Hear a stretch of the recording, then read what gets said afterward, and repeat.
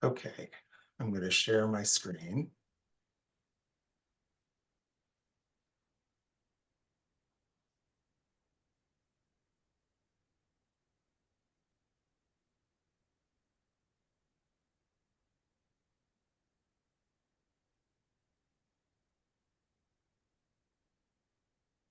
Okay, are you seeing my presentation, but not the speaker view, I hope? Okay, great. So I'm just going to start with a quick overview of part one, where we covered the period of 1947 through 1950. In 1947, Otto Doenrend served on a grand jury, and it was a grand jury that was involved in investigating a communist in the State Department, and that's how he became interested in communism and began his investigation into communists in Scarsdale. In 1947, he also became aware of Paul Draper speaking at what he termed a communist cell meeting in Scarsdale. In 1948, he continued to note speakers with communist connections to himself, and he became aware of the 11 books by Howard Fast, who was a admitted communist, that were in the Scarsdale high school library. In 1949, he met Reverend William C. Kiernan of St. James the Less, who became concerned about communists in Scarsdale himself when a parishioner approached him and expressed some concerns about a speaker who was going to speak to the Daughters of the American Revolution, who she had heard was a communist. So over that summer, the Committee of 10 was formed. Otto and Kiernan together tried to find some like-minded people to join their group. And they also began writing and communicating with the school board behind, not in public, but through letters, and talking to the superintendent about their concerns. And then at the September board meeting, they began to raise the issues in public. The board also had to take up the Feinberg Act, which required them to investigate, and basically all of the teachers and staff and the administrators had to swear that they were not communists and didn't belong to any communist groups. And that was a new law at that time in New York. After the Committee of 10 raised their concerns in September and October, a group of prominent residents in support of the school system signed a declaration of support. This was 80-something prominent residents. The Educational Policies Committee of the board upheld the method of book selection that was being used. And then J. Anthony Marcus, a member of the Committee of 10, wrote a letter to the editor regarding Howard Fast and a statement he had recently made about the Communist Party being the greatest thing on earth, or something of that nature. In the first part of 1950, Fast responded to Marcus's letter. There was a full report on Citizen Tom Paine, which was one of Howard Fast's books. And it was found that the book was not, quote unquote, communistic. And then at the school board elections in May, the Committee of 10 did not offer an alternative slate of candidates. There was a record turnout. The regular candidates received over 1,000 votes each. And there was one write-in vote apiece for Kiernan, Doenrend, Tracy, and Berlin, all members of the Committee of 10. So that's a quick overview of what we covered in the first session. So I'm going to move on really quickly here. I call this part two. Then they came for the speakers. Given the results of the May election, you might be forgiven in thinking that the Battle of the Books was over. But at the May 7th meeting of the board, it was decided that no more oral presentations on school books would be allowed at the meetings, and that citizens could submit written criticism of books to the superintendent.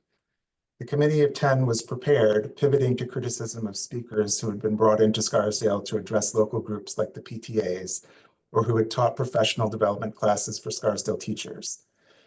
They singled out a series of courses given by NYU and Sarah Lawrence College called Studies in American Life.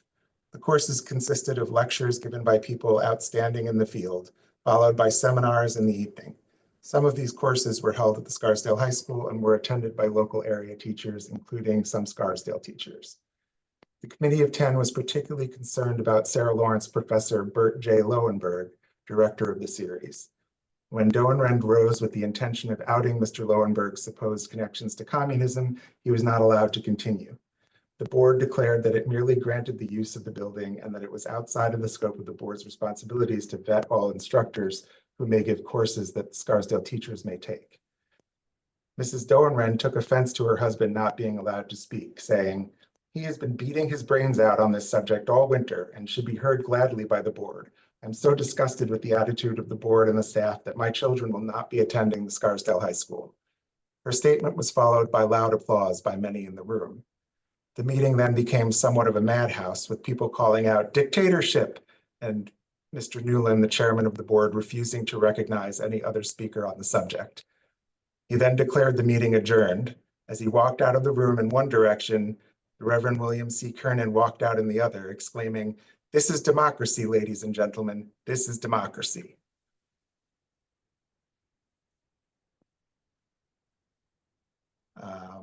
Just quickly, a little bit about who Bert J. Lowenberg was.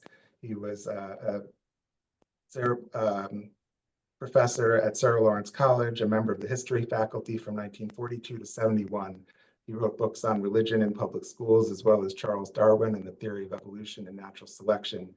He was targeted by the American Legion and other anti-communist organizations because of his connection to the Encampment for Citizenship at Fieldston School, as well as to the Waldorf Peace Conference of 1949. The Encampment for Citizenship at Fieldston School was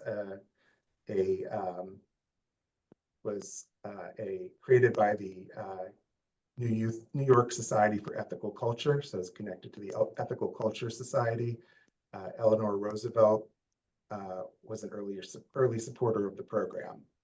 And the Waldorf Peace Conference, also known as the Cultural and Scientific Conference for World Peace, was held at the Waldorf Astoria Hotel in 1949. It had connections to the Comenforum, the Information Bureau of the Communist and Workers' Parties. And at the time, it was heavily protested. So he participated in those things, and any connections they could find were damning. At the next meeting on June 4th, Malcolm C. Spence made a full report on the off-campus course. The report stated that the Board of Education was not called upon to inquire into courses taken by members of its staff, nor as to the individuals who conducted such courses, other than to ascertain that they are offered in a university or school of recognized standing, that graduate credit is granted for the satisfactory completion of the courses, and that the subject matter as described in the catalog appeared to be such that it will contribute to the development of or effectiveness of the teachers who pursue it. At the end of the meeting, Edward O. McConaughey, a member of the Committee of 10, requested that the board hold a special meeting for the committee to present evidence of communist infiltration in the Scarsdale schools. Sensitive of prior claims of censorship, the board agreed to hold such a meeting on June 19th. So on June 19th, the board held a special meeting at the high school auditorium. With over 1,400 people in attendance, 10 members of the Committee of 10 spoke for 2.5 hours, urging a full-scale investigation of communist influence in the Scarsdale school system. Prior to the main presentation by the Committee of 10, Board President A. Chauncey Newland gave an opening statement. He noted that At the meeting of the board on June 5th, a spokesman for certain citizens of the community inquired whether the board would confer with a committee of interested Scarsdale citizens who believe there is evidence of the infiltration of subversive influence in the Scarsdale schools regarding the method and scope of an investigation to determine the facts. At that meeting, it was represented that there is evidence of such infiltration which has not heretofore been brought to the attention of the board. One of those making such representations asserted he had reason to believe our teaching staff may have some connection with what he referred to as a communist front, which is working to get certain textbooks into the public schools. During all the months this matter has been active, nothing has been submitted to or come to the attention of the board, which in its opinion remotely warrants any such charges, nor affords any possible basis for an investigation such as that proposed. We ask you to note that this meeting is particularly for the purpose of receiving evidence not heretofore submitted.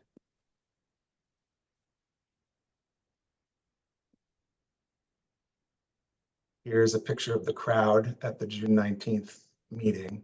Otto Doenrend is pictured in the lower left corner, speaking at the podium.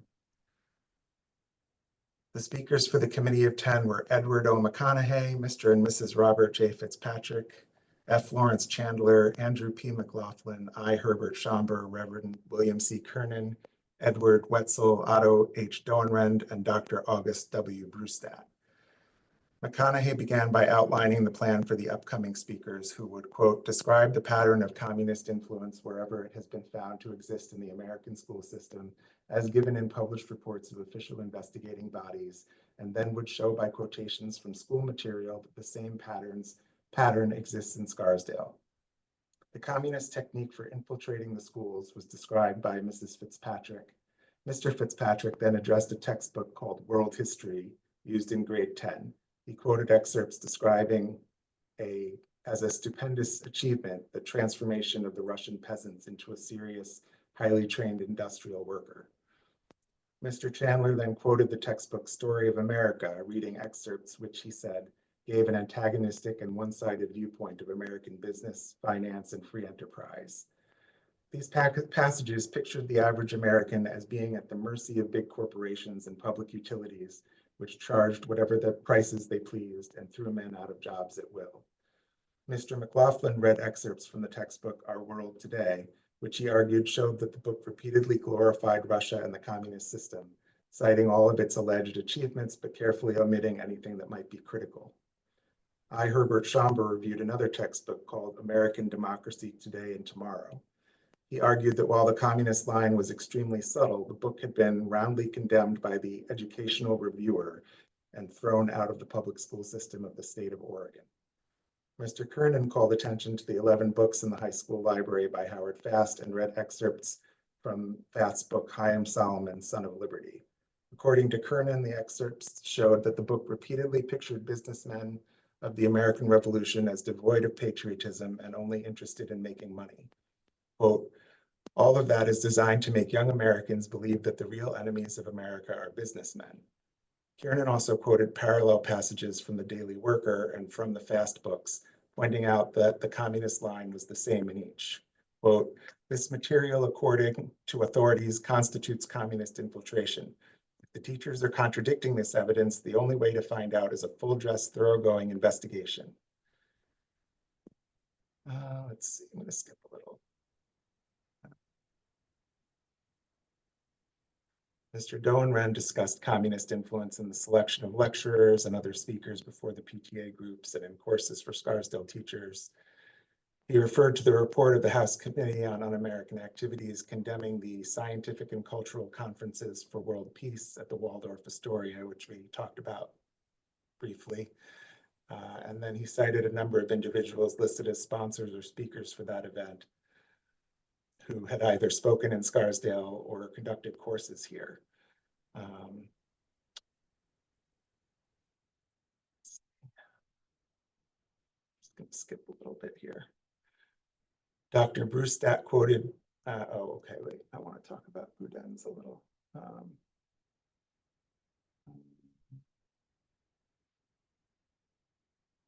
Sorry.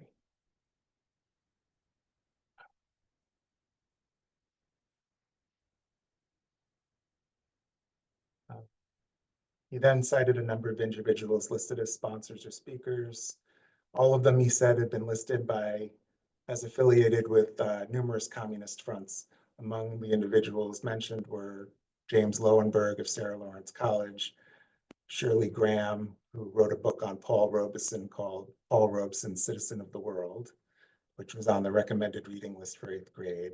Louis Untermeyer, editor of the New Modern American and British Poetry, a textbook in 11th grade English. Dorothy Parker and Langston Hughes, poets included in Untermeyer's book. Professor Ethel J. Alpenfels, a speaker before the Edgewood PTA, etc. He urged the Board of Education to make an analysis of recent speakers before all Scarsdale School PTAs for the past 4 years to determine whether any specific institution or educational philosophy has so predominated as to suggest an unfair advantage or a concerted plan. He then specifically called out resident Ernest O. Melby, Dean of the NYU School of Education, who was a Scarsdale resident. He added that at a meeting in 1947 in Scarsdale of the Progressive Citizens of America, at which Paul Draper spoke, had given him the intimation that there was a communist cell in Scarsdale. Dr. Brewstadt ended the lectures by discussing the recently published Men Without Faces by Louis F. Boudens, as well as the recent investigation into the Robeson riots in Peekskill. Dr. Brewstadt quoted Boudens as saying that he had learned of a plan to infiltrate Westchester when, as a communist himself, he had been requested by the New York State Committee of the Communist Party to become chairman of the Westchester County branch of the party. According to Boudens, one phase of this plan, quote, was the invasion of the Westchester County mind, especially in exclusive circles. People of wealth in the party, such as Louise Branston, who was also a Soviet agent, and Mrs. Muriel Draper, were given the responsibility of working out relationships which would plant the communists firmly in Scarsdale, Larchmont, and Broxville. Here we see, seated with his back to the camera, Edward Wetzel. At his left and going clockwise are Andrew P. McLaughlin, I. Herbert Schomburg, the Reverend Dr. August Brewstadt, Edward O. McConaughey, Robert J. Fitzpatrick, Mrs. Fitzpatrick, Edward B. Lyman, and then below is the board table on the platform from left. So these were members of the Scarsdale School Board.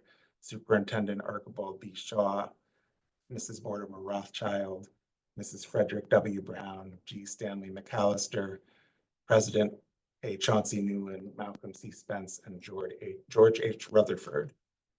At this point, Superintendent Shaw spoke to the packed auditorium, giving a prepared report titled "The Loyalty of Our Teachers."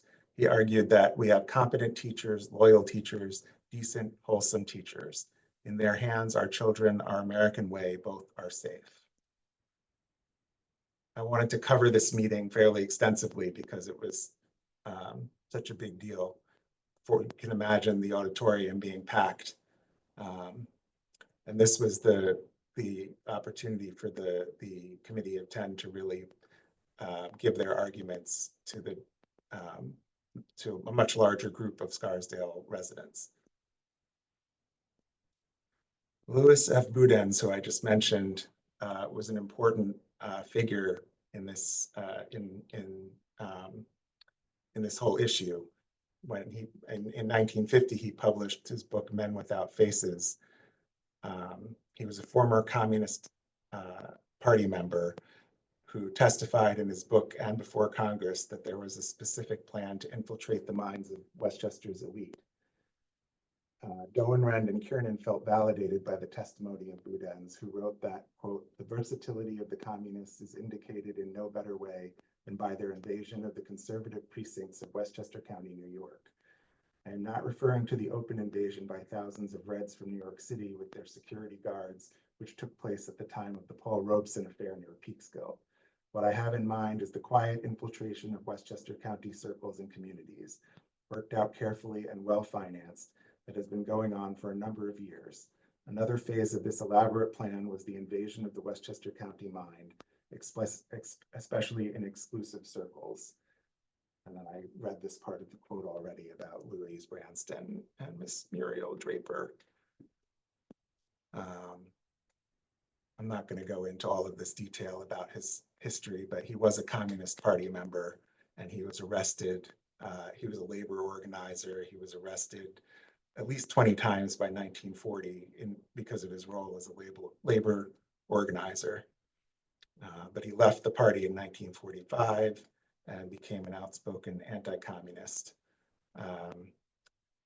In 1945, he knelt before Catholic Bishop Fulton Sheen and embraced Catholicism, renouncing the Communist Party and atheism.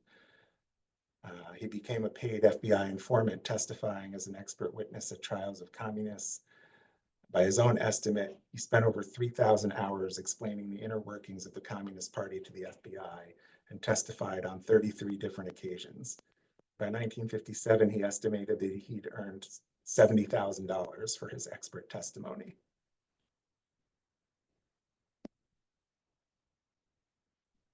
Already read this quote.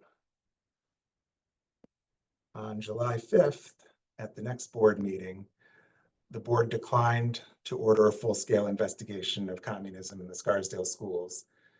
They argued that they had found no new evidence indicating subversive elements in the school system and that the only relevant evidence presented at the June 19th meeting concerned certain books and pamphlets that had already been addressed. No new evidence presented indicated that teachers had been inculcated or had been inculcating subversive ideas. Superintendent Shaw made a report on the books, textbooks, and pamphlets brought up at the June 19th meeting, attempting to rebut the Committee of Ten's arguments by giving context to quotes and method of use of the materials. Brustat, Schomburg, and Mrs. Doenrand all felt that the board had not answered their charges, and Mrs. Doenrand said, "It's time all this fussing with words stopped and you acted like American citizens." In part, the board's statement read, "To undertake an investigation on the basis of material which has been brought forward with the implications which such action would carry of grave criticism of our professional staff could not fail to impair seriously the morale of our teachers with inevitable harm to our school children. The board is deeply concerned with its responsibility for maintaining and preserving the integrity of the Scarsdale schools and the quality and high standards of our teaching staff. It will not undertake without ample justification a course of action which might do serious, perhaps irremediable damage to our schools. We are completely confident of the loyalty of our teachers and the staff, with whom our relationships as parents and members of the Board of Education are close and continuous." The Committee of 10 issued a statement to the Scarsdale Inquirer in reply, which was published on July 7th. They repeated many of the same arguments which they presented at the June 19th meeting and rebutted Mr. Shaw's presentation on books. On June 19th, a group of Scarsdale citizens presented facts to the Board of Education. Wait, I'm going to read that on the next page. Okay. Part of their statement read, "On June 19th, a group of Scarsdale citizens presented facts to the Board of Education which indicated that there were communist influences in the Scarsdale school system. Despite this, the board has now seen fit to whitewash the entire situation. By its decision, the board ignores the testimony of Louis Boudin's, the country's #1 witness in exposing the communist conspiracy. Boudin's book, Men Without Faces, showed that there was an organized communist conspiracy to capture the Westchester mind, that there were concealed communists planted in Scarsdale, and that the infiltration of pro-communist books into the schools was part of that conspiracy. How deeply must the communist line penetrate our school system before the Scarsdale School Board recognizes it as communist infiltration?" Just one. I'm just going to stop sharing for a second. I want to see. Okay. All right.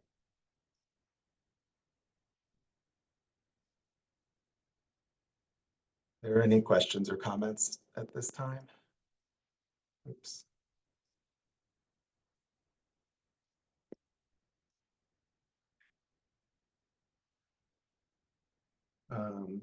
On August 8th, the American Legion Post 52 held a special meeting at which they issued a resolution regarding communist influence in Scarsdale and in the United States as a whole. The resolution recommended the immediate internment of all communists and communist supporters, passage of the Munt-Ferguson bill, which would have required all members of the Communist Party to register with the Attorney General, exclusion of communist literature or propaganda from the schools unless used to point out the fallacies of communism, and finally, that all communists or communist supporters who are citizens of the United States, after trial and conviction, be punished as traitors to the United States and stripped of their citizenship. This was the Scarsdale Legion post 52, suggesting these things. I'm not going to read. I basically just said what the resolution said, so we'll just skip this. And so September 14th, we've only gone right now from May through September of 1950. So there was a lot going on at this time, back and forth. Every meeting was, every board meeting was heavily attended and controversial. So on September 14th, at the next board meeting, Edward O. McConaughey requested and was granted permission to speak at the close of the meeting. McConaughey, who had served as a major in the Army during World War II, was recalled to active duty and was set to return to his post the next day. This explains why he was allowed to address the board on what they must have known would be a rehash of the same arguments which had been repeated over the last year. McConaughey lived in Scarsdale from 1946 to 51. He moved to White Plains in 1952, where he died of unspecified illness in November of that year at the age of 51. McConaughey's speech accused Superintendent Shaw of evasion and subterfuge and read, in part,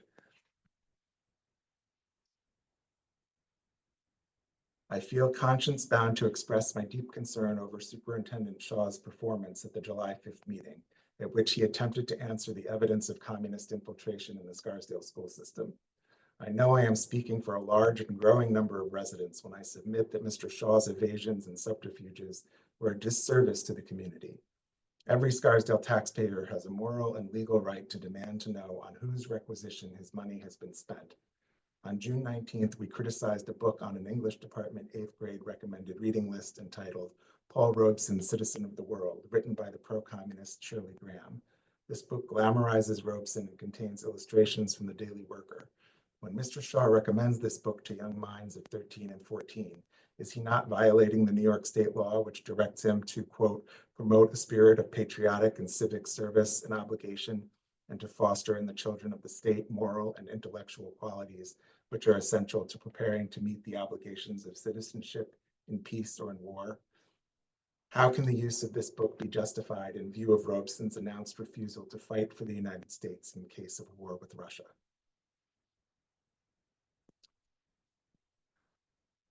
At the October 5th board meeting, Board President G. Stanley McAllister announced that there would be no further discussion of books in the school libraries or communist influence in the schools at board meetings.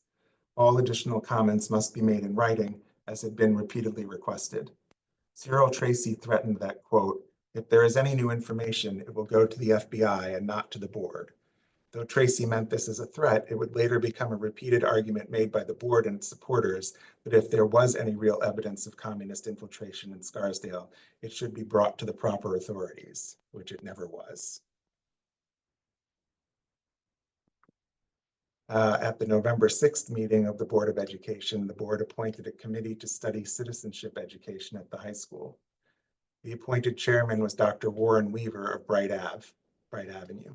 Dr. Weaver, 1894 to 1978, was a professor of mathematics. He served in World War I as a second lieutenant in the Air Force. He was director of the Natural Sciences Division at the Rockefeller Foundation from 1932 to 55. During World War II, he was the head of the Applied Mathematics panel at the U.S. Office of Scientific Research and Development and a member of the Department of War's Research Advisory Panel and the Naval Research Advisory Committee. He was also a member of the Scarsdale Congregational Church.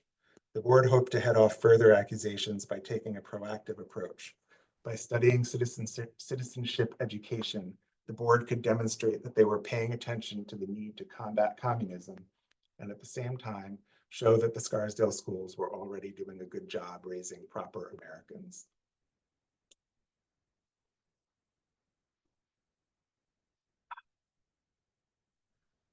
The board issued a statement creating the committee, which read, Are there any ways we can improve all the activities in our schools, curricular and non-curricular, which bear upon our children's training for citizenship and democracy?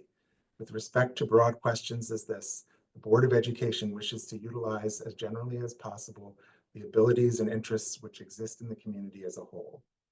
The Board of Education has accordingly decided to appoint a committee of lay citizens and professional staff to study citizenship education in our high school. Through the exploration, it hopes that new approaches will be found to add new vitality to this important phase of education. Finally, we're at the end of 1950. In December of 1950, the Battle of the Books was featured in Commentary magazine. Commentary is a monthly magazine still in publication today, founded by the American Jewish Committee in 1945. It was a leading post-World War II journal of Jewish affairs. Many of its authors had previous socialist or communist connections, though Commentary was both anti-communist and anti-McCarthyite in the 1950s. It's just a new message here.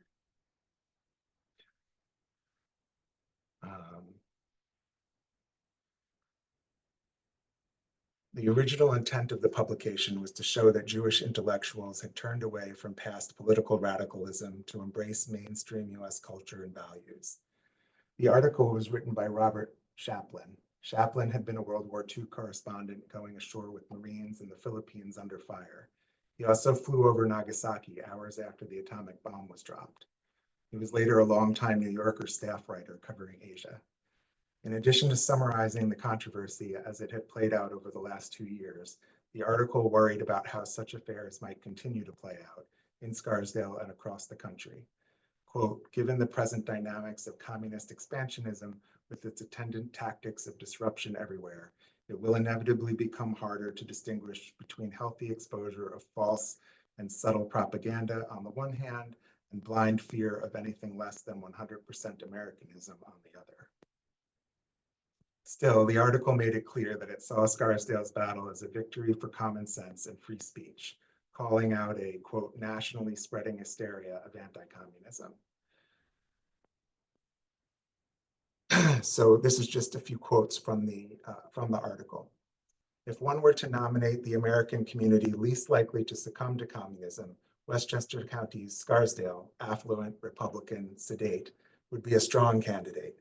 Here, however, is the story of what happened when a group of zealots tried to purge the school libraries of the works of Mr. Howard Fast, an acknowledged communist, a case study from which our readers may be prompted to discover in what respect Scarsdale's experience and Scarsdale's pattern of community action contain a lesson for American communities. Scarsdale's handling of its crisis set back, or at least gave no aid or comfort to, a nationally spreading hysteria. Invariably, elsewhere as here, this has found expression in guardians whose bland assumption that they and they alone have the blessing and vision of God leads them into the belief that others ostensibly less clairvoyant and omniscient are incapable of recognizing and appraising a, quote, clear and present danger. Many a Scarsdalian who has voted the straight Republican ticket since he came of age was surprised in the last 2 years to hear himself called a soft liberal by the nervous watchmen in his midst. Presaging, it may be hoped, a broader development, much needed, the proud Scarsdalian simply reared back and asserted his enlightened conservatism.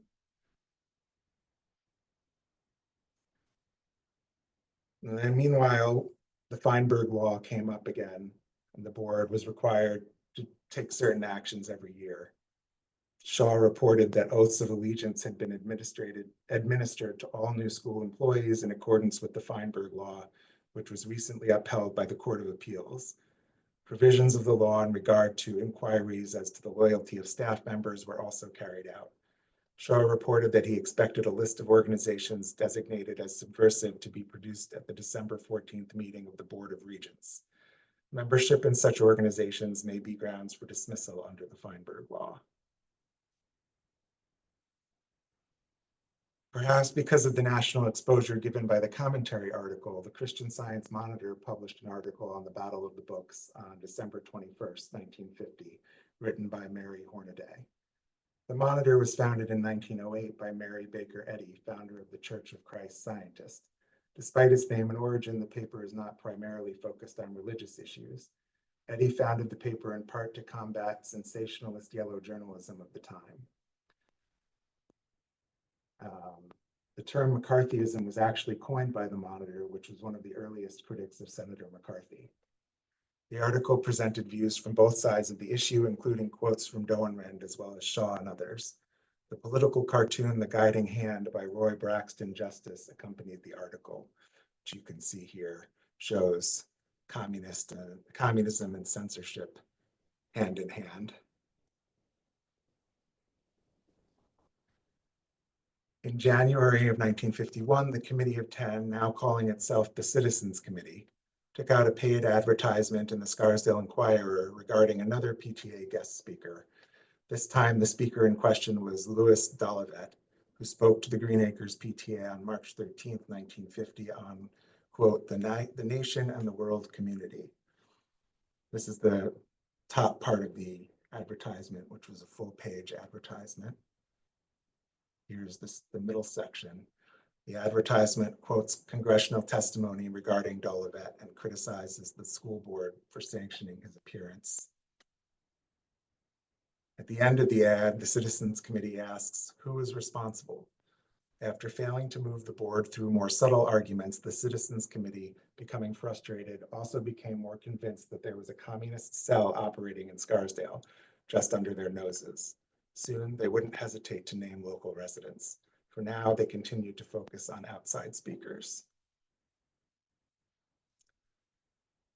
Who was Louis Dolivet? Well, he was born Ludovici Udiniu, or I don't know how to pronounce his last name, in 1908 in Austro-Hungary in what's now Romania. According to the House Un-American Activities Committee, Dolivet was involved with the Comintern in France, where he was said to have worked in the 1930s under the name Ludovic Brecher.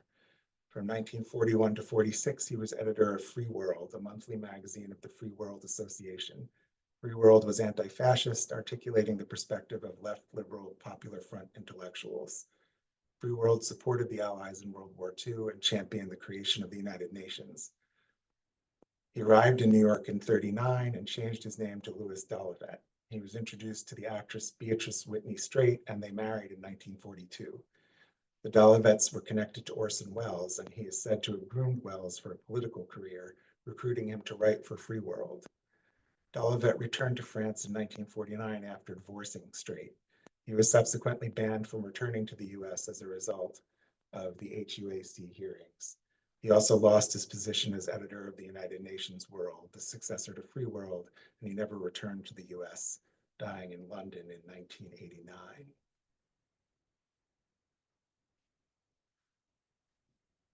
The Citizens Committee followed up its paid advertisement about Louis Dolivet with a circular mailed to most Scarsdale households regarding Pearl Primus, an African-American dancer who had performed for several elementary schools in Scarsdale on January 3rd, 1951. The committee took the route of a circular because the Inquirer had refused to publish another paid advertisement like the Dolivet one. On the front page of the circular, the committee noted that, quote, we are writing to you directly because the normal channels of presenting the facts on communist influences in the Scarsdale school system have been closed to us. We have been barred by the school board from presenting new facts at their open meetings. The Scarsdale Inquirer refused without explanation to publish a paid advertisement, which included the information herein. The Inquirer responded in an editorial on April 6th, where they argued that the advertisement was not blasphemous, would have exposed them to lawsuits, basically, if they had published it.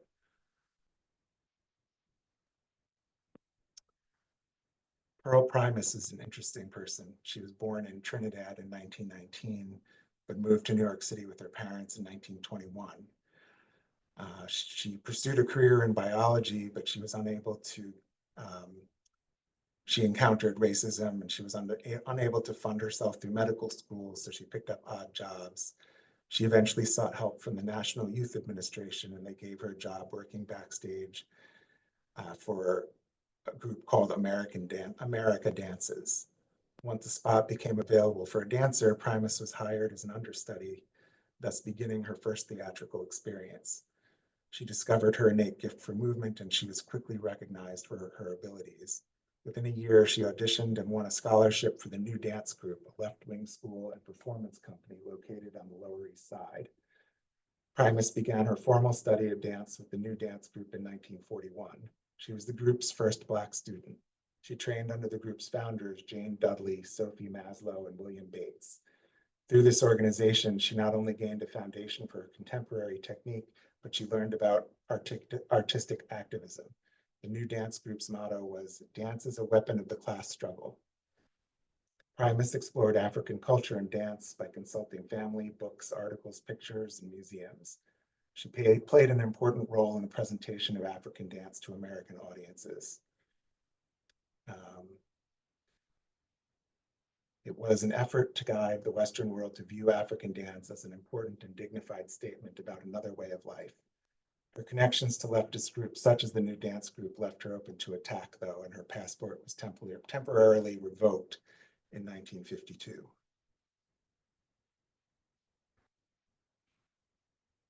In April of 1951, it seemed that the Citizens Committee might have found an ally who was willing to take their case to the New York State Board of Regents. Rabbi Benjamin Schultz was the leader of the Joint Committee Against Communism in New York.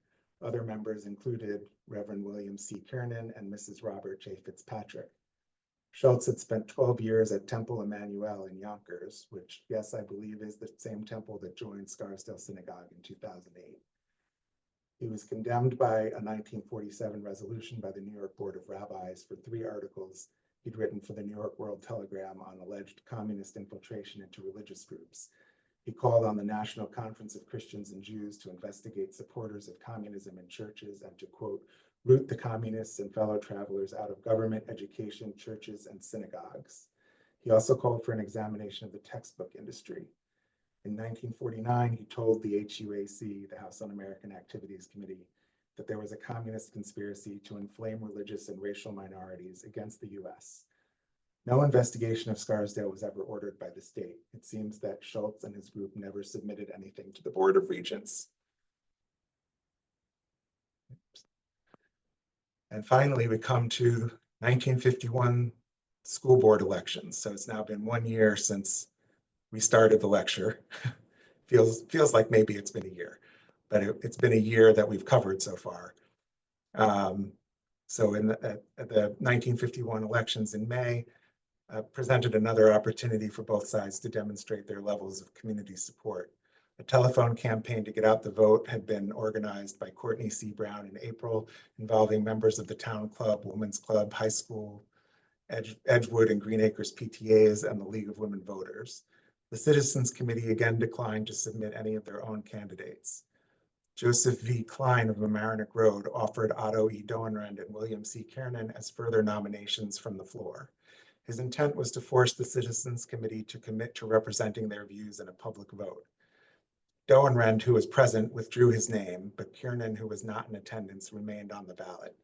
The results were as follows. Mrs. Brown received 1,055 votes, Mr. Fuller 1,059, Mr. Kiernan 38 votes, Mrs. Robert S. Hackett 16 write-in votes, Alden C. Smith 1 write-in vote, Mr. Klein 1 write-in vote, and James R. Meehan 1 write-in vote. The village once again voiced strong support for the board and repudiated the Citizens Committee.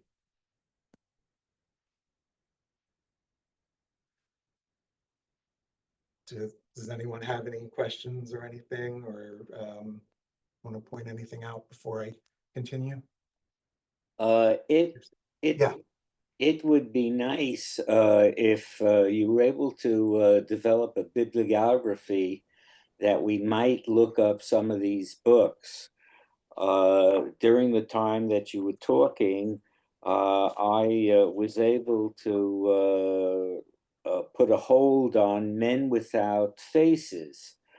But I'm sure you have some other books, and certainly that commentary article would be of interest to people to look them up. I can share my presentation, because as you see, I have links in most of these slides. For instance, here's the circular about Pearl Primus. So let me close this.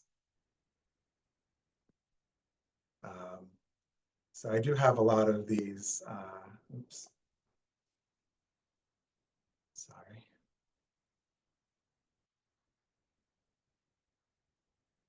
Just gonna stop sharing for a second. What's the date Jordan of the shared the commentary link to the article? comment. Sorry, go ahead. What's the date of the commentary article? I'm just You bringing said it it was up. 1950, but I need a month. December 1950. Okay. But as I was saying, let me share my screen again.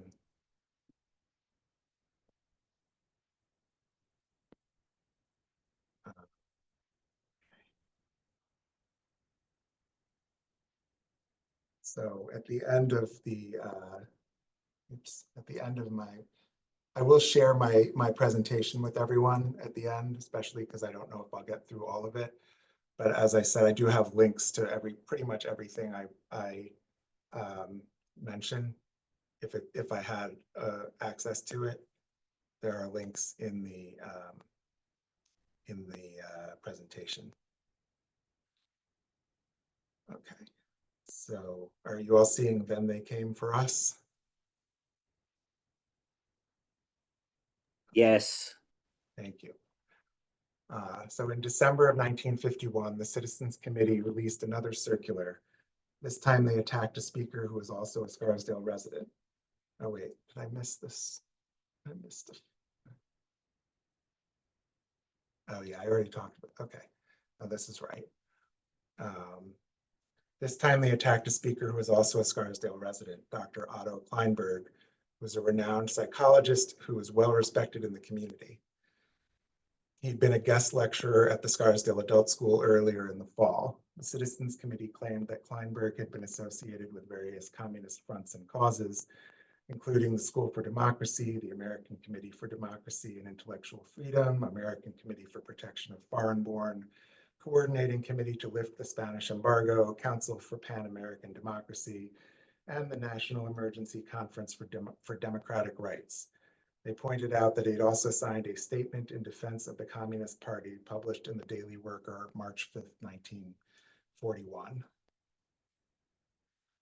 Dr. Otto Kleinberg, who was born 1899 and died in 1992, was a renowned social psychologist known for debunking racial superiority theories. His studies, begun in the 1930s, showed that differences in test scores between whites and blacks were attributable to underfinanced, segregated Southern schools. His research played a significant role in the desegregation victory. Jack Greenberg, a lawyer on Brown v. Board of Education, said Dr. Kleinberg, quote, was the father of the studies we used to prove that segregated schools provided an unequal education. Kleinberg testified in the Delaware suit that was one of 4 cases consolidated for the Supreme Court, and the only one the integrationists won at the lower levels. He would go on to serve as president of several prominent groups, including the International Union of Scientific Psychology, the World Federation for Mental Health, the Inter-American Society of Psychology, the Eastern Psychological Association, and the Society for Psychological Study of Social Issues. For the first time, the Citizens Committee had directly attacked a resident of Scarsdale. Dr. Kleinberg was well-liked and respected in the community, and the result was an outpouring of support. The Scarsdale Adult School, Family Service of Scarsdale, and the Scarsdale Meeting of the Religious Society of Friends wrote letters to the Scarsdale Inquirer in defense of Dr. Kleinberg. The Friends letter read in part, members of the Scarsdale Meeting have long known Otto Kleinberg as a lecturer and friend. For 20 years, he has been associated with the Society of Friends as Director of Race Relations, Conferences, and Young People's Institutes. We have complete confidence in Otto Kleinberg's integrity.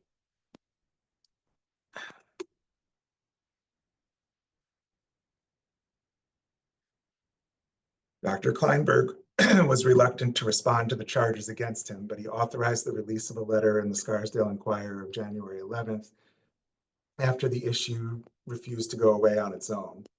He denied speaking at the School for Democracy, saying that he'd been asked to speak but never agreed, and that his name had been included in the list of speakers anyway. He further argued that if he had spoken at the school, it would have been as a scientist presenting the results of scientific research and not as a proponent of a particular political movement. I'm just going to read part of his letter here. I owe no accounting whatsoever to a self-appointed group of investigators who have taken upon themselves the censorship of the intellectual life of our community, denying even to adults the right to hear the speakers of their own choice. I deeply resent the unwarranted violation of my privacy, and I feel I have more important things to do than spend time answering irresponsible accusations. I decided to write this statement for two reasons. In the first place, I felt I owed it to my friends in Scarsdale. I want them to have the whole story. In the second place, I think the Scarsdale community in general ought to know a little more about the tactics of the self-styled Citizens Committee in combining truths, half-truths, and distortions to create a false impression. I have not tried to conceal the fact that I was for a time a member, although never active, of a number of organizations which at a much later date were declared subversive. The same may be said of many Americans whose loyalty is unquestioned. I have had nothing to do with any of these organizations since 1941. In every instance, I joined them because they appeared to stand for something in which I believed: aid to the foreign-born, opposition to Hitler, relief for the victims of fascism, academic freedom, etc. If they were communist-inspired at the time, no one seemed to know it. This attack by the Citizens Committee is the second such attack to which I've been subjected. The first was by the Communist Party newspaper in Sao Paulo, Brazil in 1947, when I was visiting professor of psychology at the university there. A study by one of my students was interpreted in screaming headlines as an indication of an effort on my part to influence innocent Brazilian students in favor of Yankee imperialism. The methods employed in the two attacks were not dissimilar. One final word. If in the fight against communism we use the methods of the communists, then they have gained a victory. If in the name of freedom we destroy freedom, then we have lost what we were fighting for. I am making no apology to anyone. I shall continue to say what I have to say in Scarsdale and elsewhere, in spite of this attack, which has been directed not at me alone, but at the very principles of freedom to speak and freedom to listen, which have always been regarded as essential aspects of American democracy.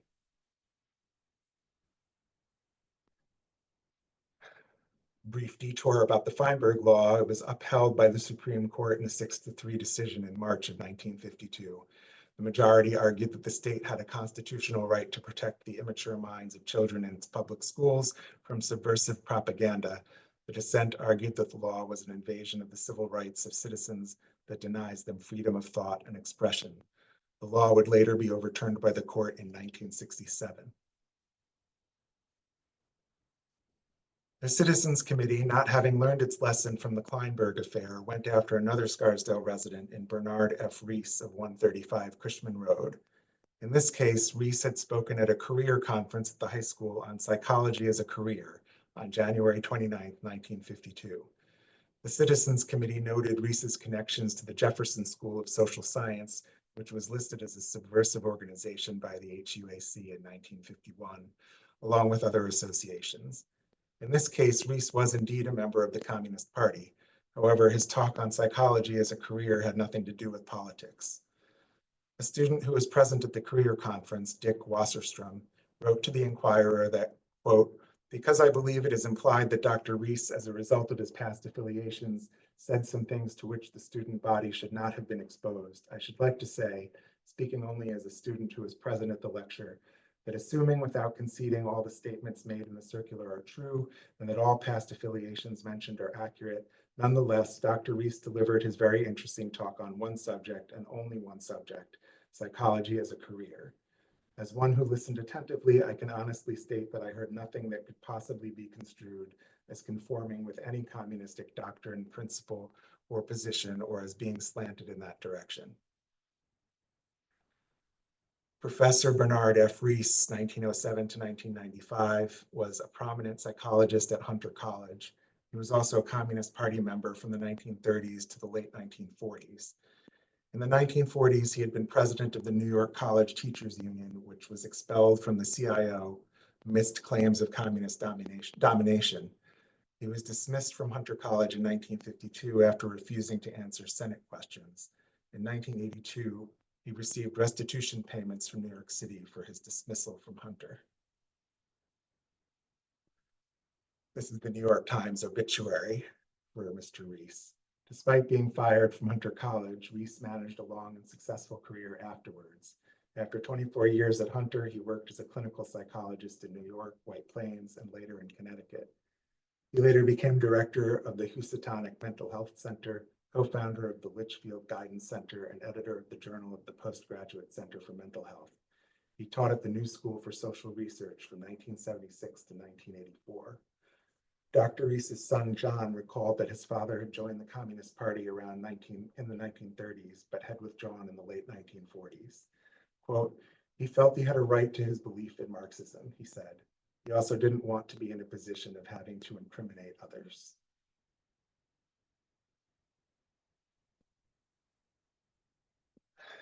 On March 27, 1952, the Citizens Committee held an open meeting in the gymnasium at the Edgewood School. No verbal questions or comments were allowed. Instead, questions were submitted by paper. At the meeting, the committee issued a challenge to Malcolm C. Spence and Amelie Rothschild, who were up for re-election to the board. The committee wished to engage them in a public debate on the subject of communist influences in the schools. Other than this challenge, the main thing to emerge from the meeting was that the Citizens Committee made it even more clear its belief that there was a concerted effort by a communist cell to flood Scarsdale with communist speakers and books. Kiernan spelled that out when he said, "In view of the dire threat from the communist conspiracy to our very existence as a free nation, the citizens of this village have a right to know how it happens that communists and fellow travelers are permitted to use our public school buildings at all. They do not appear by accident. Someone invites them. We want to know who it is. In our judgment, it is no accident that 11 books by the communist propagandist Howard Fast and a number of other books by pro-communists appeared in the high school library. Someone put them there. We want to know who it is. It is, in our judgment, peculiar indeed that lecturers known for their opposition to communism are heard so infrequently in our public school buildings. For 3 years, our committee has presented evidence to show communist infiltration in the public schools. The evidence has not been refuted. It stands. And where such evidence exists, you may be sure the communist conspiracy exists. Somewhere in this village is a concealed communist or concealed communists."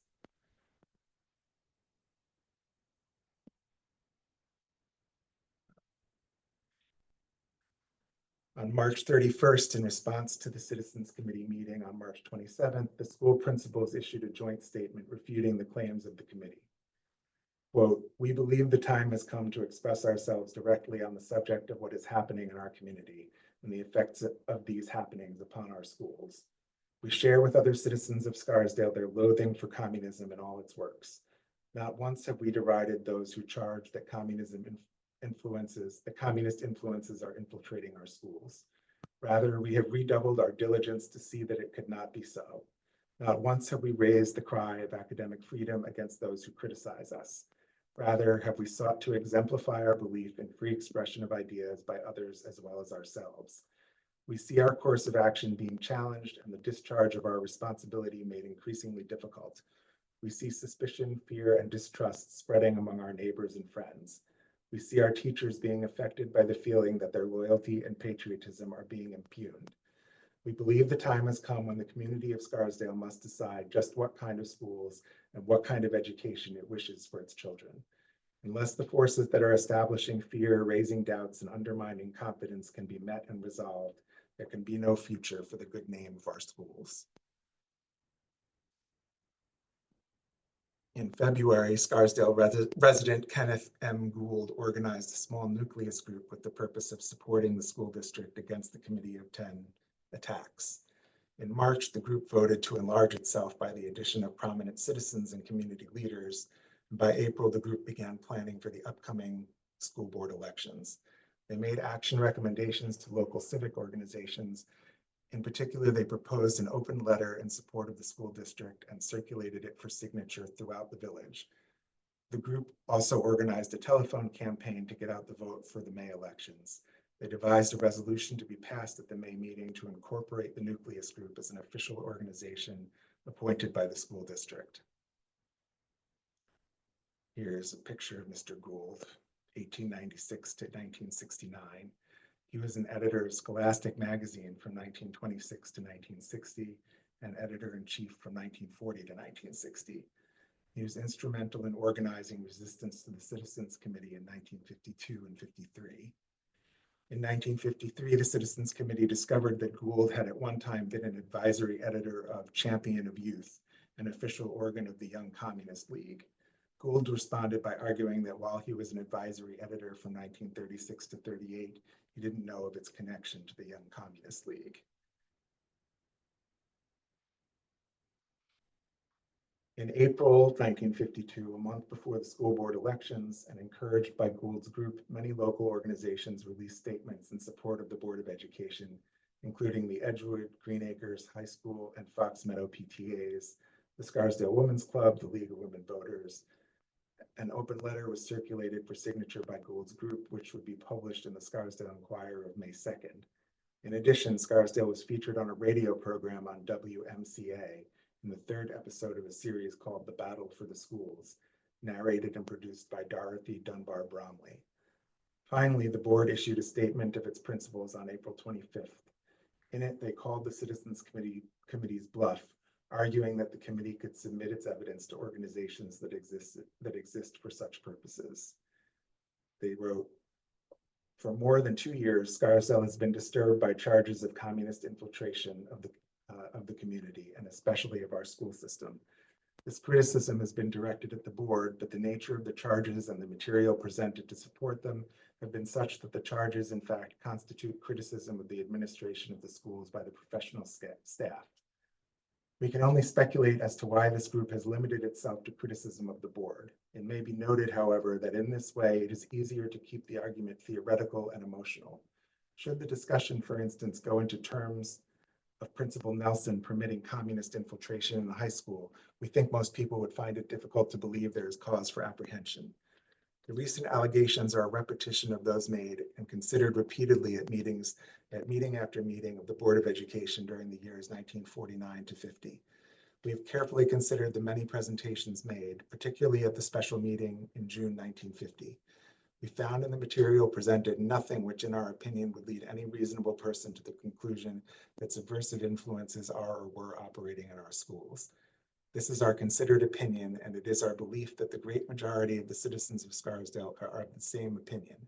We see no reason to permit the contrary opinion of a small group to prevail, and on the basis of this minority opinion to take action which might be destructive to the morale of our school system.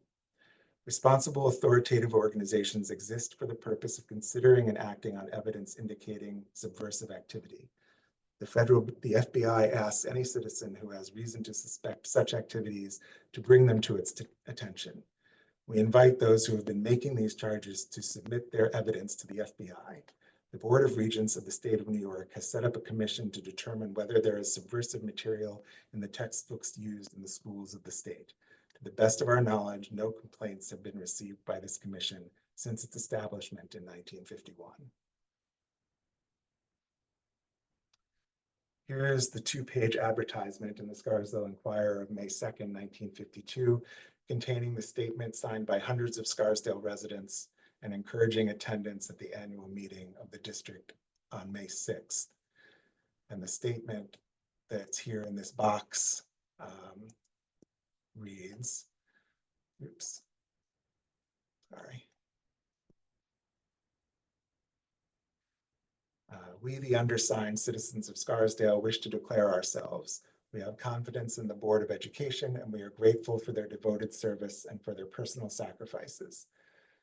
We have confidence and appreciation of the excellent and thoroughly American job being done by the staff of our schools. We abhor communism and everything connected with it. We resent any implication that we are not alive to the dangers of communist infiltration. We deplore the methods followed by the Committee of 10 which we believe are harming our public schools and our village. The Board of Education, whose members have been and are persons of integrity, ability, and devotion to Americanism, has been harassed and attacked. Suspicion and distrust have been spread. Efforts have been made to magnify into gigantic proportions isolated occurrences which, when taken in decent perspective, do not diminish the excellent and thoroughly American quality of the education given by our schools. We pledge ourselves to exercise our franchise as voters to maintain the competent, loyal, and patriotic administration of our public schools.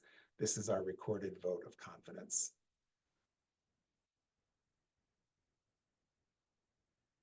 On April 23rd, the Citizens Nominating Committee issued a statement in response to the Citizens Committee's request for a debate with candidates Malcolm Spence and Emily Rothschild. In part, the statement read, "To the citizens of Scarsdale, public statements made recently by the so-called Scarsdale Citizens Committee demanded in effect that Mr. Malcolm Spence and Mrs. Mortimer Rothschild defend themselves against charges that they have been apathetic and negligent in carrying out their duties as members of the Board of Education. We were the members of this year's Citizens Nominating Committee for Union Free School District Number 1.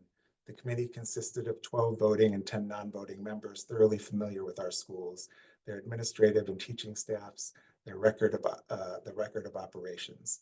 We can say that Mr. Spence and Mrs. Rothschild were enthusiastically and unanimously renominated by the committee on the basis of their records." At the school board elections on May 6, 1952, a total of 1,392 persons registered to vote at the meeting, 200 more than in 1951. The crowd filled the gym to overflowing and overflowed into the auditorium. Before the vote, Joseph V. Klein urged those who do not support the current board to write in their vote for Dr. Brewstat. He said, "For 3 years, a willful minority has been attacking our school board and by innuendo, our teachers and school executives. They are on record that they can do a better job. A decent respect for the opinion of their neighbors suggests that they should have submitted their own slate of candidates.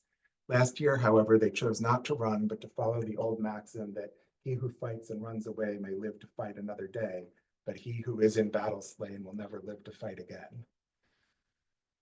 Mrs. Mortimer Rothschild and Malcolm C. Spence each received 1,352 votes. Helgi S. Johnson, who had been serving on the board by appointment, received 1,367 votes. Alfred I. Phillips, who was replacing A. Chauncey Newland, received 1,365 votes. There were 26 write-in votes scattered among 17 people. Of those connected with the committee of 10, Dr. August W. Brewstat received 6 votes. Otto Doenrend received 3 votes. Reverend William C. Kiernan received 2 votes. I. Herbert Schomburg and James R. Meehan each received 1 vote.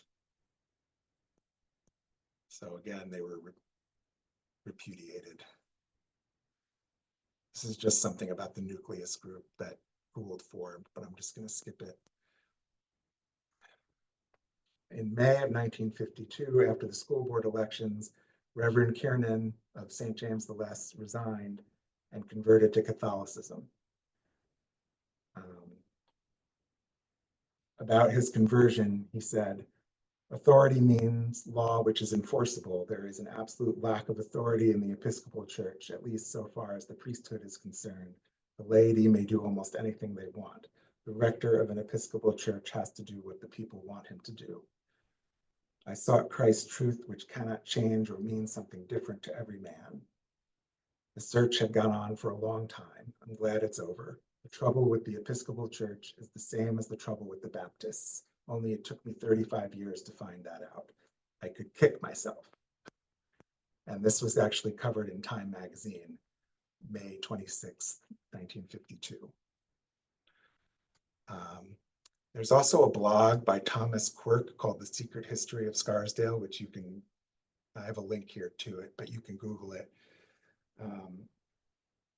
He wrote that, quote, "Father Kiernan had been having spiritual doubts while waging his anti-communist crusade in Scarsdale. He found that he sincerely believed in several tenets taught by the Catholic Church, such as the Immaculate Conception of Mary, invocation of the saints, and the sacrilege of birth control. These were not tenets of the Episcopal faith, and he had to keep silent about them. The uncertainty of the Episcopal Church troubled him." He could no longer accept that spiritual truth in the Episcopal Church was open to interpretation from parish to parish. Father Kernan wanted one universal truth that could provide him with certainty because it was, quote, the truth of Christ. William C. Kernan had found certainty in an institution that was based on the one totalitarian leader he could trust in, God. He became a lay worker for the Christophers, a Catholic aid organization. For the next 10 years, he would travel to give speeches to Catholic groups about his experiences. Jean and all 6 of his children all converted to Catholicism. Father Price, the head reverend of St. James, and former parish secretary Jeannie Miller both converted to Catholicism a year later. It's interesting about St. James, there was a split while Father Price and Kernan were there. A lot of people who didn't like the way they were leading the church actually left it.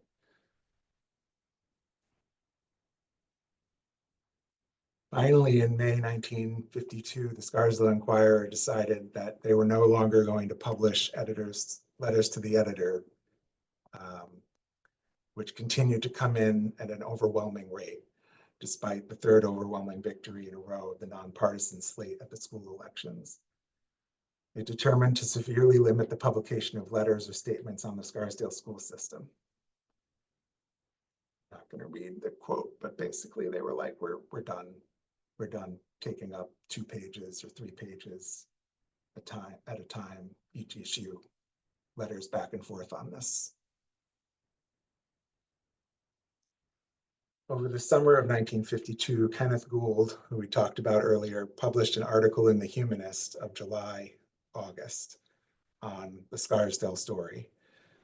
The Humanist was founded in 1941 by the American Humanist Association, which itself had evolved out of the Humanist Fellowship of 1928. It had been published as the New Humanist by the Fellowship from 28 to 36. The article included updates to the Scarsdale story as previously covered in Commentary and the Christian Science Monitor. In particular, it outlined the establishment of the Informal Nucleus Committee, with which Gould was heavily involved. Gould ends the article by saying, "These admirable principles of educational freedom and responsibility enunciated by the Scarsdale Board of Education may well serve to close this report. They clearly express the clash of issues between the forces of liberty and those of obscurantism in our public schools. The board holds that the books and speeches should be judged on the merit of their content and on the educational use that is made of them. The board holds that individual citizens should be held innocent of subversive activity unless they have committed overt treasonable acts. The board holds that educational practices should be developed and carried out by responsible professional educators under legal authority, and while broadly subject in policy to the approval of parents and taxpayers, should not be dictated in detail by self-appointed minorities. As long as these principles are maintained by our public schools, the educational liberties of the American people are secure." And when I share my report with everyone, there's a link to that article. The national coverage continued in October with the publication of an article titled "Dangers Ahead in the Public Schools" in McCall's by John Bainbridge. McCall's was primarily a women's magazine begun in 1870 when Scottish immigrant James McCall founded a fashion magazine, The Queen, to advertise his sewing patterns. In 1891, it became The Queen of Fashion, and then McCall's Magazine in 1897. During the 1950s, the magazine held a strongly anti-McCarthyist view. The article outlines the Scarsdale battle, but also expands to other school districts where similar battles were being waged. One highlight is the discussion of the textbook issue, which Bainbridge argues is mainly an issue of obsolescence. Views on the Soviet Union and communism changed drastically after World War II. Many old textbooks from before and during the war contained outdated information and opinions about these subjects. The article also relates the attacks on the schools to attacks on UNESCO and the United Nations. Lester Nelson, the principal of Scarsdale High School, published his own article in the General Magazine and Historical Chronicle of the University of Pennsylvania General Alumni Society, titled "Attack on the Schools, How Should It Be Met?" in the autumn of 1952. I'm not going to read like quotes from this article because this is starting to lose my voice anyway, but when I share this with you, you can read the entire article if you'd like. A librarian without a voice is not the same. So stop for a second and put something in your mouth or drink something.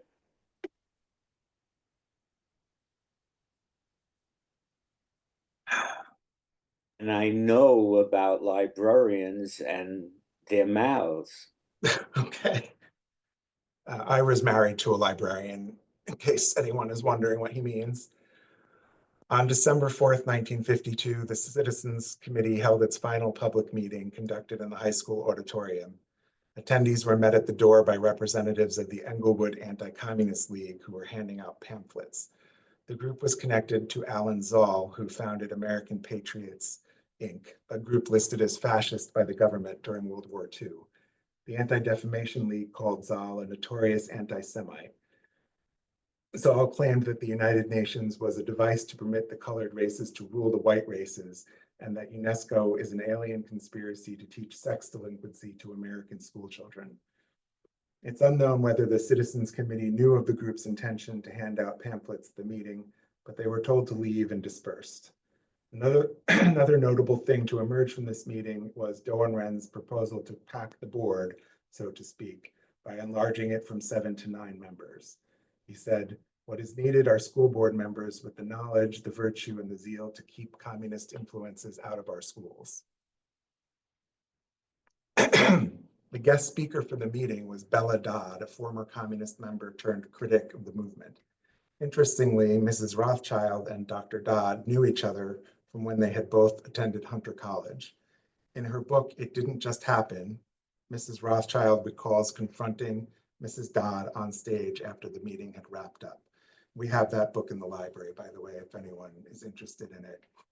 And I did scan the entire thing. I have to see if I can share the scan with people. But she wrote about the confrontation. When Mrs. Dodd recognized me, she was visibly upset, realizing that she had been maligning someone whom she had known and respected. Mrs. Dodd turned to the members of the Committee of 10 who were nearby and said, "There must be a mistake. This woman could not be what I was told." I asked the unanswered question again, "Why did you become a communist?" Mrs. Dodd responded, "I saw what the fascists were doing to people in Germany and Italy, and I couldn't stand it. My relatives ended in gas chambers," Rothschild said, "but I did not lose faith in democracy. My trust never faltered as yours did. Yet you come here and attack me for standing up against attempts to dictate repressive policies in our schools." Mrs. Rothschild, by the way, is Eric Rothschild's mother, who was a teacher at the Scarsdale High School for many years, taught history. This isn't important. The Legion heard a talk by Budenz and Rabbi Schultz in January of 1953.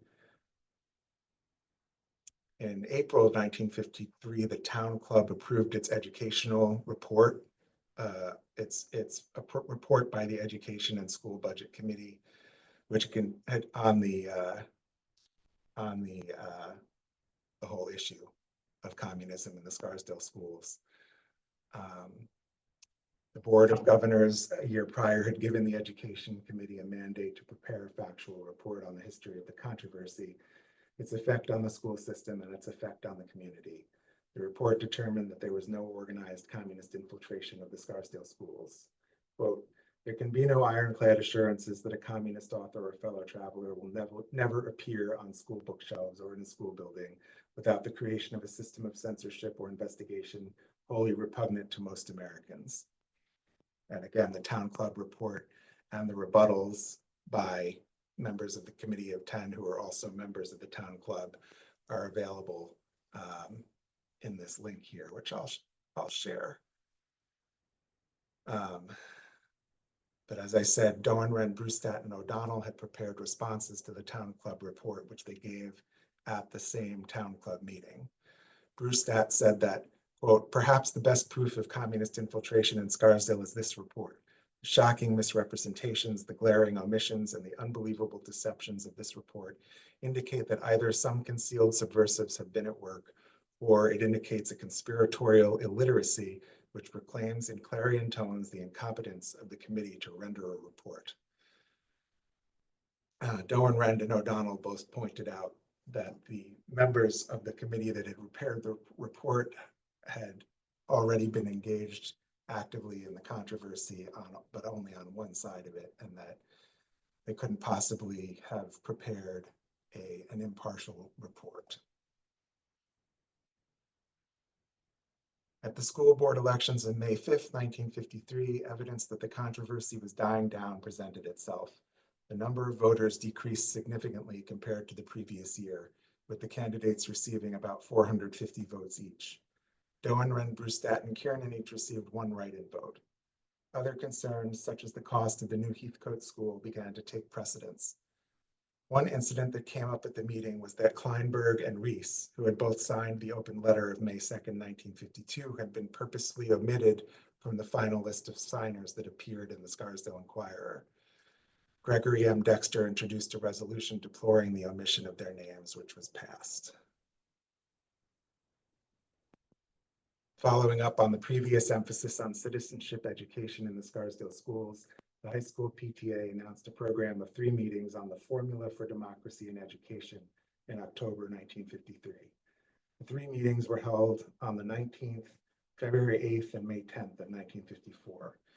Given the usual level of interest, the PTA, October 19th of 53, sorry. The PTA opened the classes up to parents. In 1954, from January through June, the Citizens Committee published a series of periodicals called the Scarsdale Citizen. The first issue addressed the town club report, noted that Howard Fast was still on a recommended reading list, and rehashed other old evidence such as Pearl Primus and Louis Stolivet. The March issue, number 2, rehashed the Dolovic case in relation to the town club report and noted that Fast had been awarded the Stalin Peace Prize. The April issue called the town club report an insult to Scarsdale and attacked Ernest O. Melby again. It also attacked Sarah Lawrence College and opined that it was unable to obtain a list of textbooks from the school district. The final issue of June 1954 addressed the performance of the Lonesome Train at Edgewood School. And again, I have a link here to the actual scans of the report here, of the newsletters. So when you're taking a look later, you can, if you're interested, you could take a look at them.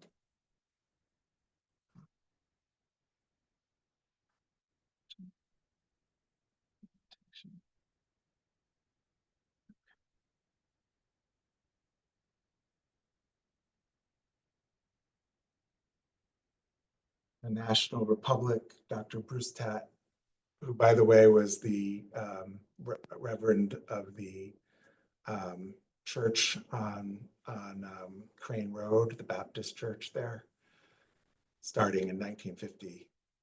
He published his own account of the controversy in the National Republic in 1954.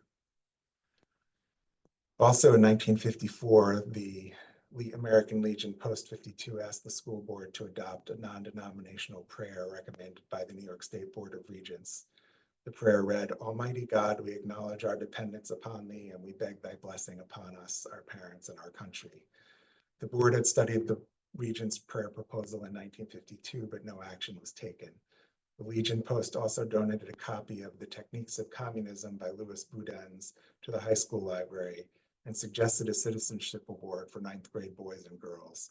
There's no evidence of this proposal being discussed at any Board of Education meetings. By 1956, Doan Rend was no longer a member of Post 52.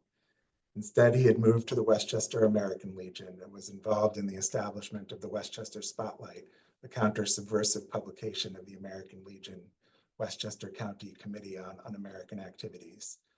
Doan Rend served on this committee from 1954 to 1962. In the issue of February 1956, he criticized the, quote, freedom agenda in the Scarsdale Adult School, lambasted the haughty school board, and denounced the Scarsdale Congregational Church for hosting certain speakers. And again, I have a link to that, to these issues of the spotlight here.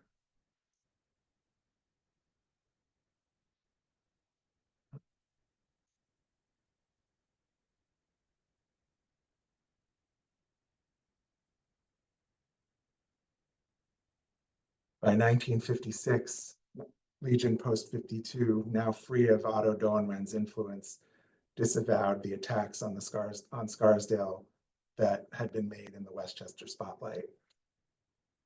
They wrote, Scarsdale Post number 52 of the American Legion absolutely and without equivocation disavows the February 1956 issue of the Spotlight. Unfortunately, in the last several years, a small group of Legion members has dedicated itself to searching out people with whose ideas this group is not sympathetic. This group attempted to use Post 52 as the vehicle for its expressions, but when its ideas were rebuffed by the Post, it moved on to the county level and publishes its statements without the consent of this Post. We do not believe the American Legion should become arbiter of the activities of any particular church.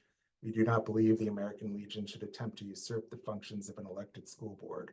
A protest against further actions of this type will be made to the highest levels of the American Legion if the same proves necessary.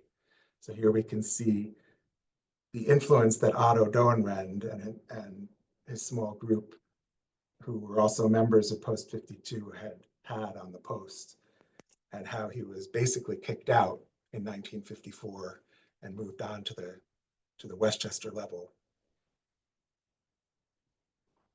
And the Board of Education had a response to the Spotlight attack. We're moving on to 1962 because on March 17th, the Westchester Committee for the Freedom Riders sponsored a benefit concert held at the Scarsdale High School auditorium. Sellout audience of 1,300 helped raise over $4,800. The riders' legal expenses. Performers included Pete Seeger, Ozzie Davis, Ruby Dee, and a 40-voice interracial fellowship choir.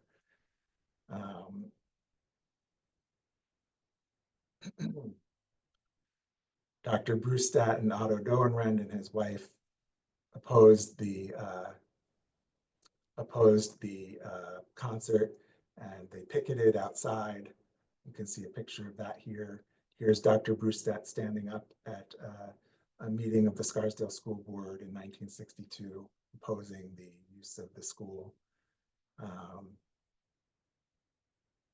In fact, the Otto Dohnrenn and his wife filed a lawsuit to try to stop the concert. So you can see that he never really stopped his crusade. They tried to attack Samuel J. Duboff, who was president of the Board of Education at the time.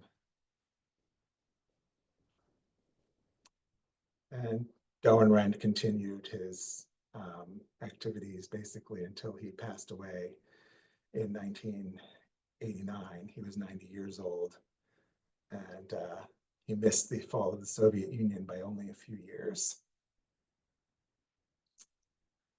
Okay, well, I got through everything, pretty much. Only took an hour and a half. Here at the end, Ira, you'll be happy to see I have a list of all the digital resources and links at the end of the slides here. I'm going to stop sharing my screen.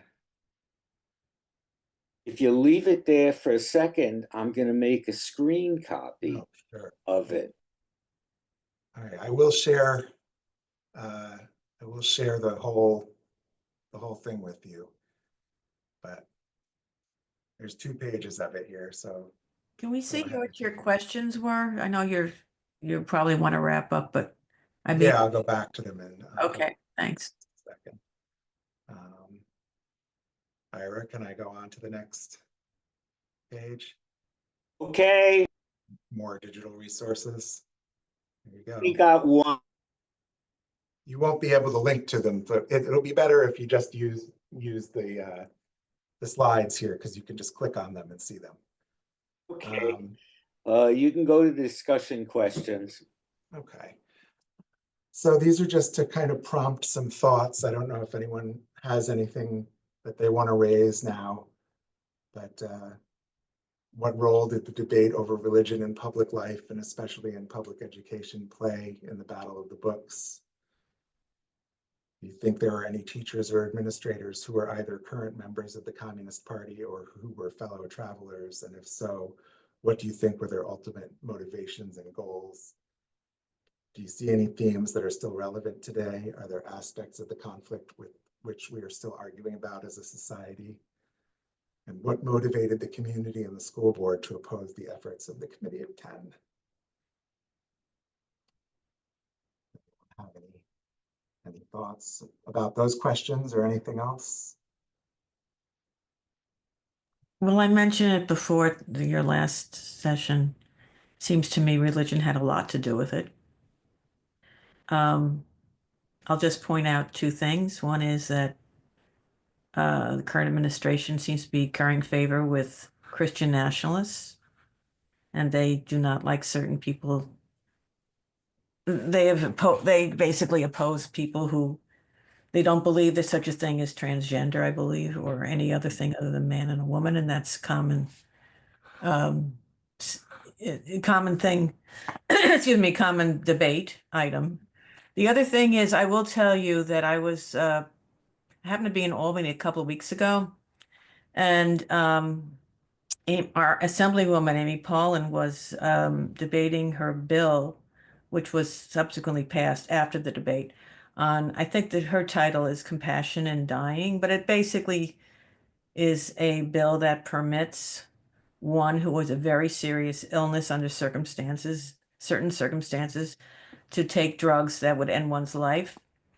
The people who were mainly I can't speak for all of them because I didn't hear the whole debate, but it was obvious that the people who were against the bill, and there were from both parties, were motivated by their religious principles. But yeah, as Otto Doenren continued to write letters to the Scarsdale Inquirer into the 1970s and 80s, he does address issues of homosexuality, unmarried people cohabitating together, all of the things you might think he would have been opposed to. I'll just throw in, Dan, thank you so much. It seems like religion in some ways played a role, but there were plenty of other Catholics and Episcopals and all sorts of people who supported the institutions of Scarsdale. I mean, this to me, it's such a fringe, there's such a fringe group. Unlike a lot of the debates today, where things might be a little bit more evenly split, for years, they kept up this ridiculous battle with no traction at all. And to me, it's almost like a psychological inquiry of why you choose to spend your time on something that you're not winning and you're not making any progress on, and you're probably not going to win. I don't know. I think a lot of it was almost a cult of personality with Otto Doenren and Kiernan as well. And I think once Kiernan converted to Catholicism and kind of left and abandoned the issue or the fight, and at the same time, the Doenren and his committee had incurred the wrath of a lot of the community by attacking community members. I think they weren't getting anywhere, and obviously they believed that there were literally people plotting in Scarsdale to get these books into the libraries so that they could overthrow the government eventually. So to them, that's why they decided to, attack individuals who were actually living in Scarsdale, because they felt probably that there were individuals here, whether it was those specific people or others who were plotting to get all of these books and speakers into the town. To them, it was like life or death. It may be, but to put a slightly different point on it, there surely were schools that were much more communist at that time. They attacked Scarsdale because they lived in Scarsdale, Yes. not because it was the greatest threat to American democracy.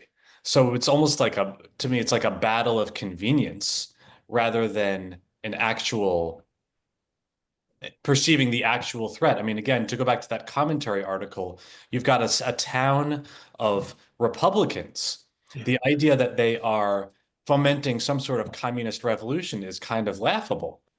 Whereas I'm sure that there were schools, public schools, probably, in the Bronx and things like that, that had much more of that element in it, that if you really wanted to go after something, you'd go there. But instead, they're just doing it because this is their hometown. But, And I think the book by Boudens, where he talks about, he has a whole like two pages where he talks about the invasion of the Westchester Mind. I think that was 1950. I think that coming out really inflamed their beliefs about, the importance of Westchester and Scarsdale, and particularly the wealthy communities here, capturing the minds of conservative Republicans. If they can Dan, I capture also- those people, then Dan, I just want to say I also join in with Jordan. I think these 2 nights have been very interesting and brought out aspects of Scarsdale history that I did not know about. But I will say that the anti-communist movement, what I know of it in the 50s and probably to the early 60s, they just overreached. They were just such true believers. I mean, I think at one time, didn't they think Dwight Eisenhower was a communist? I mean, they were making ridiculous statements. Unfortunately, some of them are still accepted in some circles, like fluoridation in water is a communist. It's a difference in how they talk about it, but they're not. But certain people do not believe that in science. yeah, I mean, I think McCarthy himself, his big mistake was starting to attack the army, from what I recall about it. So, he took it too far, and that led to his downfall, sort of like Otto took it too far here.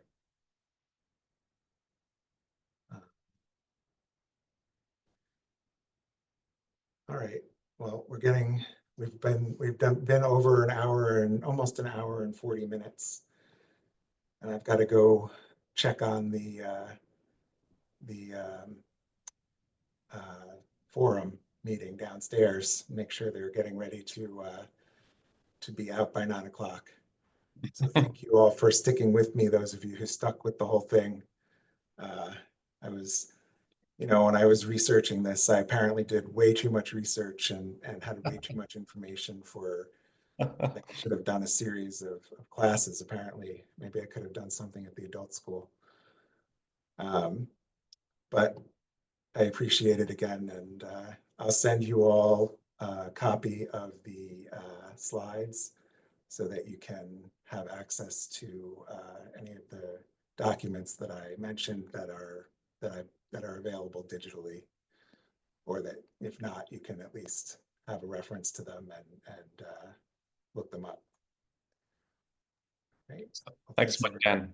A lot of work. Holy cow. Thank you so much. Thank you very much. Yes, very much so.